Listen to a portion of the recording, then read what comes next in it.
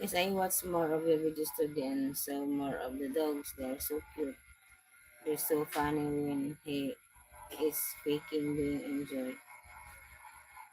He's very cunning, yeah. Oh, yes. So viewers and three.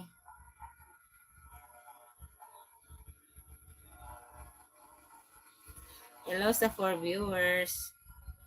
There is watching but not commenting, not liking. Why? Why is that? Charot lang.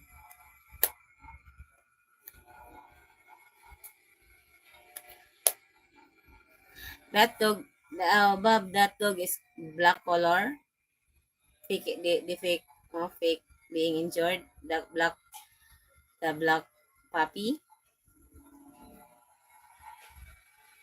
That was our neighbor, the dog of our neighbor. But he is, yeah, but he is staying here because I feed him every morning, afternoon, and evening. They he the dog is don't want there the dog is like here, like he is like here, comfortable here, and eating. So it's almost your dog also now, yeah. But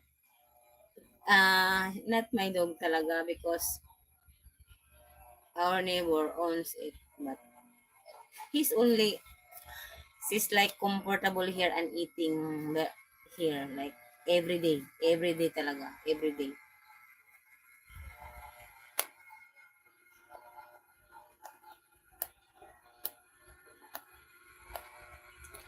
So viewers and three, hello sa four viewers.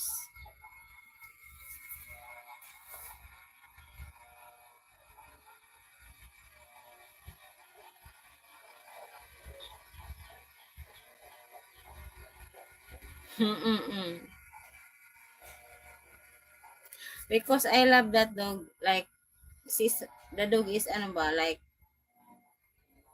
you saw the video, he's speaking that he because it's a lot of care, because a dog is a lot of care, yeah. But I like dogs. I like dogs.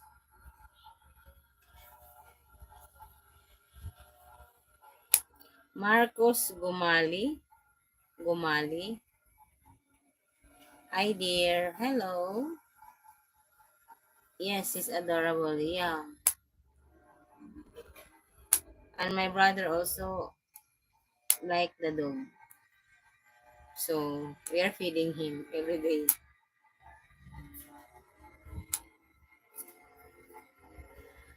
For viewers and three, shout out. Hope you are doing great. Yeah, Marcos Gumali, I'm doing great.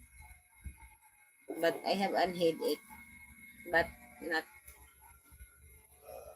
that bearable only. I think I like make sweet. I love to know the dog is well fed and loved. Yeah. But we eat what he eat like that ba? Because I can't afford to buy dog food. It's very expensive, the dog food. That than the human food here. Like 120 pesos per kilo the dog food. And the human food is like 35 pesos per kilo, the corn. So what we eat, what he eats. I never had a dog, but I know it's yeah, very expensive, the dog food. I saw it in the store. Same at the cat food, very expensive.